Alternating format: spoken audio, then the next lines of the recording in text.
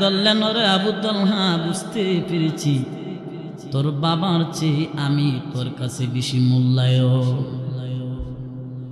তুমি মুখে মুখে দাবি করো, মুখে মুখে দাবি করো আমি নবীর আশিক, যখন জিহাদের ডাক আসবে তখন বোঝা যায় কে নবীর আশিক না কে নবীর জিলাফির আশিক। ঠিক কিনা? আমি কি আপনাদের সামনে সমালোচনা করতেছি?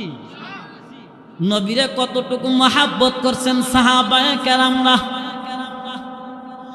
মায়ার নবী আবু তালহাকে ডাক দে, বলে আবু তালহা, তোর এই কাজটা আমার কাছে তো বেশি পছন্দ হয়ে গেছে। আরে আবু তালহা, যা, তোর উপর আমার দোয়া আছে। আবু তালহা বাড়িতে যাওয়ার পর, কিছুদিন যাওয়ার পর আবু তালহা অসুস্থ হয়ে পড়ে গেল। মায়ার নবীর কাছে সংবাদ গেল। সংবাদ যাওয়ার পর মায়ার নবী আবু তালহার বাড়িতে গেলেন। ওরে আবু তালহার বাড়িতে গিয়ে যাওয়ার পর হযরতে বরারে ডাকদা বলে, ও বরা, তোমার সন্তান কোথায়? আবু তালহার দিকে তাকায় ডাকদা বলে, আরে আবু তালহা। হযরতে বরারে ডাকদা বলে, আমার আবু তালহা আর বেশি দিন বাঁচবে না।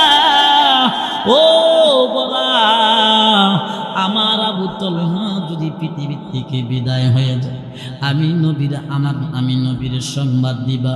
আমি নবী আইসা আমার আবু তালহার লাশটা আমি দোয়াবো।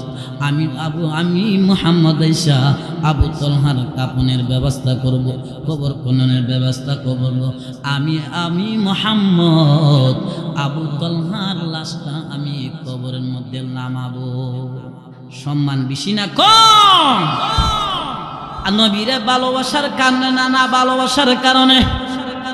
ওরে নবীর উম্মতের দল সাহাবায়ে কেরামদের মধ্যে কেমন ভালোবাসা ছিলেন, কত কুরবানি দিছেন। এই যুবক ভাইরা, আমার ভবানীপুরের মা আম্মা জানের আগু, এই কথা বলে নবী মদিনায় গেলেন। মদিনা যাওয়ার পর এর কয়েকদিন পরে পৃথিবী থেকে আবু তালহা বিদায় হয়ে যায়। আল্লাহর নবী আবু তালহার সংবাদটা শুনে তার বাড়িতে যাওয়ার পর গিয়া আবু তালহার পিতারে ডাকদা বলে, ও বরা, আবু তালহার লাশটা কোথায়?